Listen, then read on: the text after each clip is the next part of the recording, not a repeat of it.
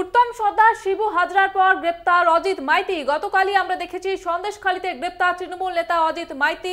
রাতে আটক করে মিনাখা থানায় নিয়ে আসা হয় তাকে। রবিবার দিনভর যেমনটা দেখেছি যে দফায় দফায় উত্তপ্ত হয়ে ওঠে পরিস্থিতি। গ্রামবাসীদের বিক্ষোভ চলে, সেই সঙ্গে সঙ্গে বাড়ি ভাঙচুর। বিক্ষুব্ধ জনতা ক্ষুব্ধ হয়ে পড়ে এবং তারা অজিত মাইতির বাড়ি ভাঙচুর করে এবং তারপরে তাকে গ্রেপ্তার করা হয়। অজিত মাইতির বিরুদ্ধে একাধিক অভিযোগ গ্রামবাসীদের এবং যেমনটা জানা যাচ্ছে বরাবরই অঞ্চল সভাপতির পদ থেকে সরানো হয় অজিত মাইতিকে। আপনাদের যেমনটা জানাচ্ছিলাম যে এই অজিত মাইতিকে কিন্তু অঞ্চল সভাপতির দায়িত্ব দেওয়া হয় সিরাজউদ্দিনের বদলে এবং তারপরেও কিন্তু তার বিরুদ্ধে বিক্ষুব্ধ হয়ে ওঠেন জনতা।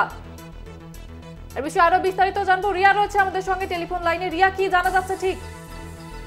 দেখো, অজিত মাইতিকে গ্রেপ্তার করা হয়েছে। ইতিমধ্যেই অজিত মাইতিকে গ্রেপ্তার করেছে পুলিশ। তোমাকে জানিয়ে রাখবো যে গতকালই সন্ধ্যেবেলায় তাকে নিয়ে যাওয়া হয়, আটক করে নিয়ে যাওয়া হয় এবং তারপরেই কিন্তু এসপি বসিরহাট তিনি নিজে বলেন, তিনি অফিসিয়ালি জানান যে তাকে ডিটেইন করা হয়েছে।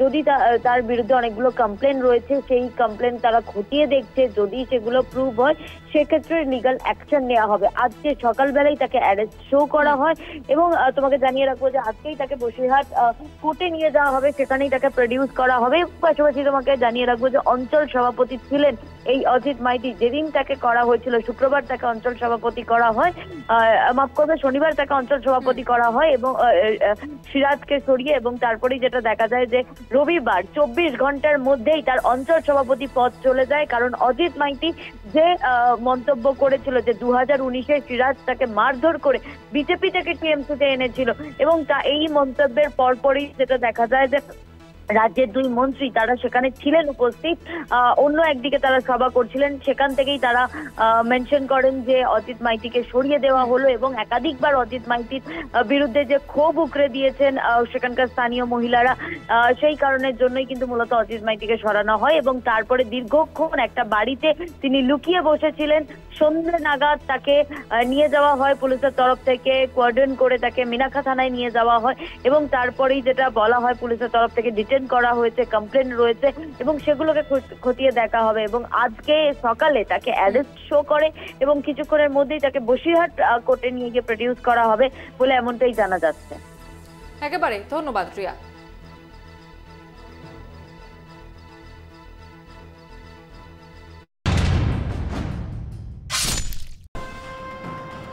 অভিষেকের নিশানায় সিপিএম। বামেরা ঢাক পিটিয়েও কাজ করেনি। 34 বছর শুধু শিলান্যাস করেছে, আমরা 12 মাসে কাজ শেষ করেছি। এটাই ডায়মন্ড হারবার মডেল। আমরা কথা দিয়ে কথা রাখি। দীর্ঘ 34 বছর যখন বাম সরকার ছিল, একটা শিলান্যাস করে দুটো ইট পেতে তার উদ্বোধন করে দিয়ে ঢাকঢোল পিটিয়ে এরা চলে যেত। জীবনে সেই কাজ আর কোনোদিন শেষ হতো না। আমরা কথা দিয়ে কথা রাখার লোক। আমরা 500 দিনের সময়সীমা টাইম লাইন সেট করেছিলাম যে 5ই সেপ্টেম্বর 2024-এর মধ্যেই রাস্তার কাজ শেষ হবে। তারপর বিভিন্ন সময়ে বিভিন্ন স্তরে আমরা পর্যালোচনা সভা করে যাতে 500 দিনের কাজটা আমরা 250 দিনে শেষ করতে পারি, অর্থাৎ 12 মাসও সময় লাগেনি। 2023-এর এপ্রিলে শুরু হয়েছে আর 2024-এর ফেব্রুয়ারি মাসে শেষ হয়েছে এবং এটাই ডায়মন্ড হারবার মডেল। আদালত পুলিশের হাত বেঁধে রেখেছে। কিভাবে পুলিশ শাহজাহানকে গ্রেপ্তার করবে? তৃণমূল নয়, শাহজাহানকে আড়াল করছে বিচার ব্যবস্থা, তো অভিষেক বন্দ্যোপাধ্যায়।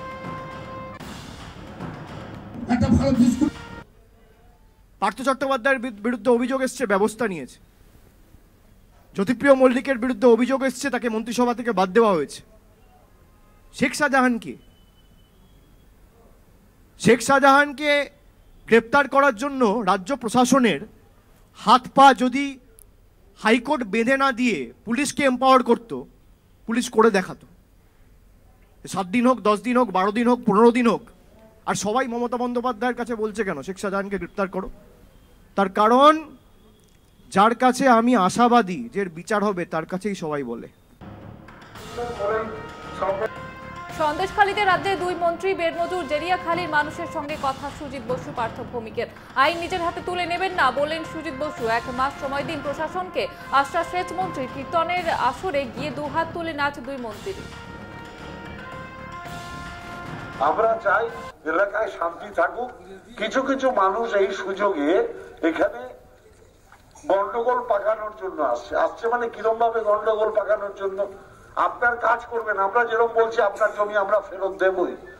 যারা গন্ডগোল পাকাতে আসছে তাদের যদি জিজ্ঞেস করেন, আচ্ছা আপনার সাথে গেলে আপনি জমি ফেরত দিতে পারবেন, বলছে ওটা পরের ব্যাপার, জমি ফেরত পেলে তো আন্দোলনই শেষ হয়ে যাবে। তার মানে ওরা আন্দোলনটাকে বাঁচিয়ে রাখতে চায়। আপনি জমি ফেরত পান এটা কিন্তু চায় না, কারণ আপনি জমি ফেরত পেলে তারা আপনি আন্দোলন করবেন না। কেউ হয়তো আমাদের দলের নাম করে, কেউ হয়তো এখানকার মানুষদের খারাপ করেছে, তার জন্য দিদি দায়ী হতে পারে না।